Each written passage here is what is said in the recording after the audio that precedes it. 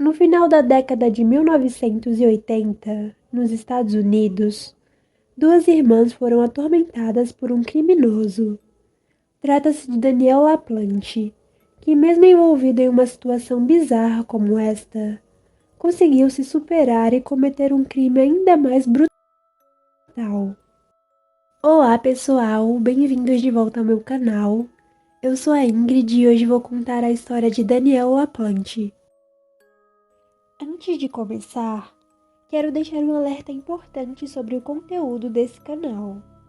Aqui irei discutir e analisar casos reais de crimes e eventos perturbadores. Sei que algumas pessoas podem ser sensíveis ou ter experiências pessoais relacionadas a esses assuntos. Então quero garantir que você esteja ciente do que está prestes a assistir. É fundamental cuidar do seu bem-estar emocional e mental.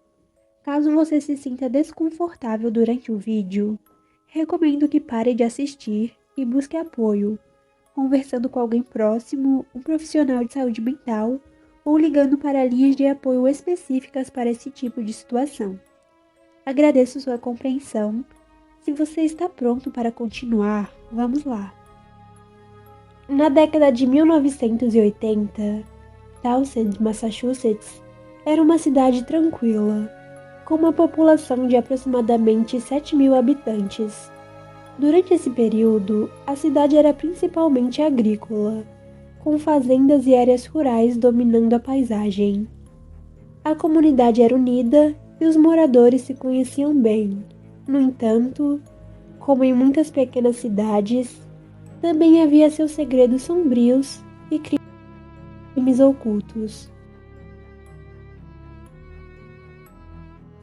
Nascido em 1970, Danielle teve uma infância conturbada.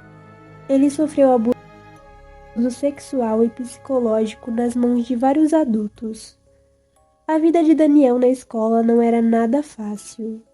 Ele lutou com o colégio tanto acadêmica quanto socialmente, além de ser diagnosticado com dislexia desde muito novo.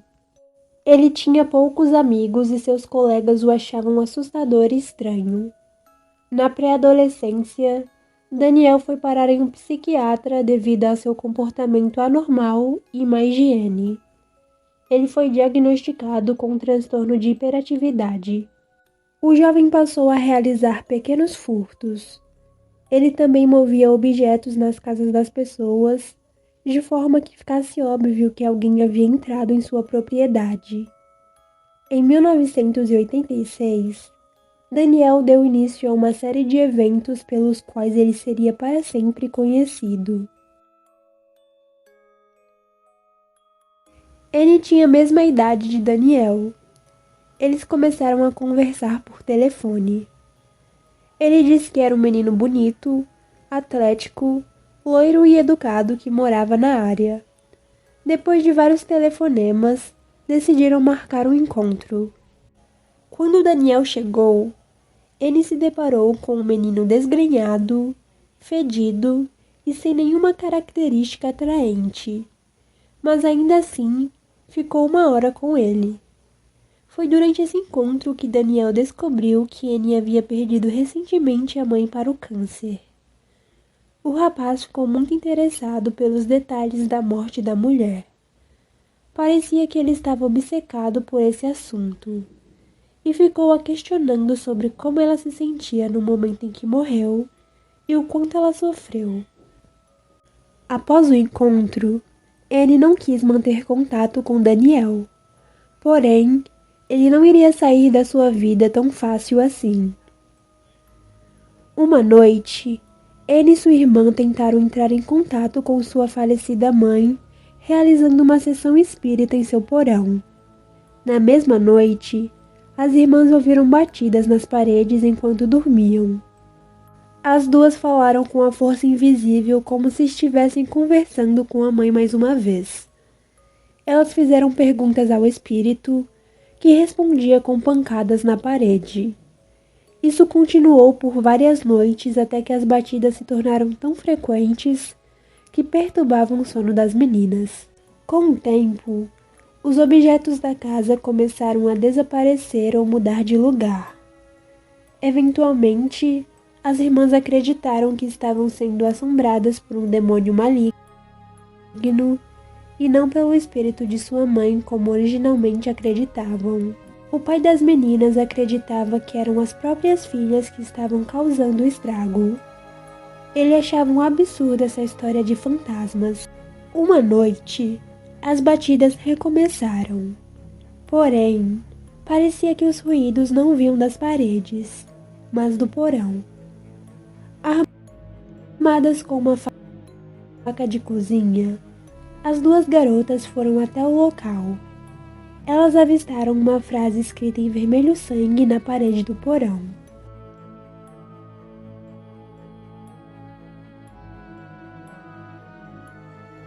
As meninas fugiram da casa e pediram a ajuda de um vizinho. Elas contaram tudo ao pai. O homem não acreditou e levou as filhas a um psicólogo, pois achava que as meninas não conseguiam aceitar a morte da mãe. Semanas depois, as meninas ouviram sons de batidas, mas desta vez vieram de trás da parede do quarto de Annie. Quando as duas meninas entraram, novamente, foram recebidas com outra mensagem.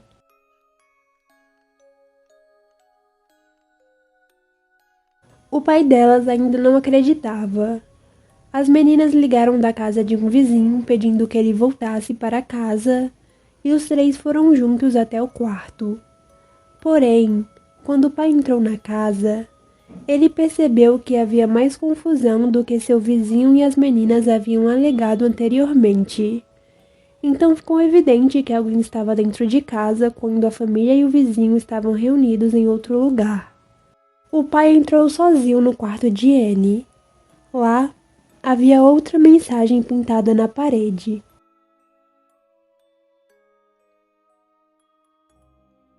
Do outro lado da sala, ele viu um adolescente vestido com as roupas de sua falecida esposa. Ele estava usando a maquiagem dela, um vestido e uma peruca loira com uma chave em uma de suas mãos. O jovem era Daniel LaPlante. Os dois começaram a lutar, mas Daniel escapou. O pai das garotas ficou chocado com a maneira como o adolescente desapareceu. Quando a polícia foi chamada para investigar a situação, ficou claro por que Daniel foi capaz de desaparecer tão repentinamente. Cada mensagem havia sido escrita com ketchup. Um oficial encontrou um forro escondido atrás de um armário embutido na parede do quarto de Annie. Os policiais removeram Daniel do forro e o prenderam. Os policiais descobriram que o jovem estava vivendo dentro das paredes de sua casa. A passagem que eles descobriram Daniel havia sido escavada em túneis para outras áreas da casa.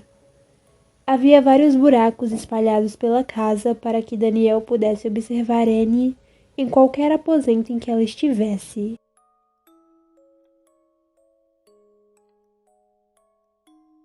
Um ano depois, LaPlante foi colocado em uma instalação juvenil correcional, onde permaneceu até outubro de 1987. Daniel voltou a cometer furtos, e durante um desses assaltos, no mês seguinte, ele conseguiu 2 pistolas na casa de um vizinho. Em 1º de dezembro de 1987, ele invadiu a casa da família Gustafsson, a cerca de 800 metros da casa de Annie.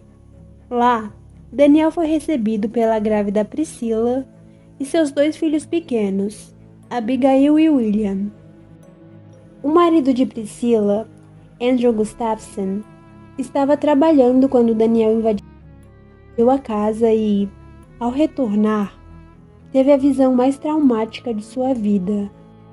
Andrew viu Priscila deitada de bruços em sua cama, seus travesseiros banhados em sangue. Ela havia sido estuprada por Daniel e depois baleada várias vezes na cabeça queima-roupa. Andrew chamou a polícia e descobriu os corpos dos filhos em 2 banheiras diferentes. Os 2 haviam sido afogados. Não demorou muito para que as autoridades ligassem o assassinato com Daniel LaPlante, mas ele já havia fugido da área. Daniel invadiu a casa de uma mulher e a prendeu em seu veículo.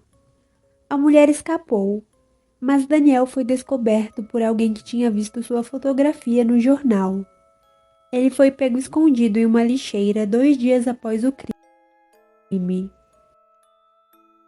Quando ele foi revistado, fios de cabelo de Abigail foram encontrados em sua meia, confirmando o envolvimento de Daniel em seu assassinato.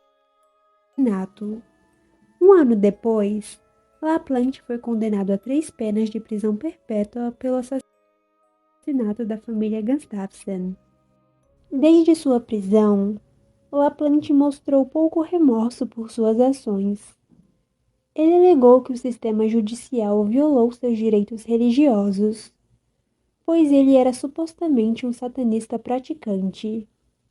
Ele alegou que precisava de material suficiente para realizar certos rituais satânicos, mas foi negado pela justiça. O caso de Daniel LaPlante é um exemplo sombrio e intrigante da complexidade do comportamento humano e do sistema de justiça criminal. Uma reflexão sobre esse caso nos lembra da importância da prevenção e do tratamento de distúrbios mentais. LaPlante alegou sofrer de problemas psicológicos e seu caso destaca a necessidade de identificar e abordar precocemente tais problemas para evitar que eles se transformem em comportamentos violentos. Além disso, o caso levanta questões sobre a reabilitação de criminosos, especialmente aqueles que cometem crimes tão brutais em uma idade jovem. Ao comentar ou interagir nesse canal, peço que você mantenha um ambiente respeitoso e empático.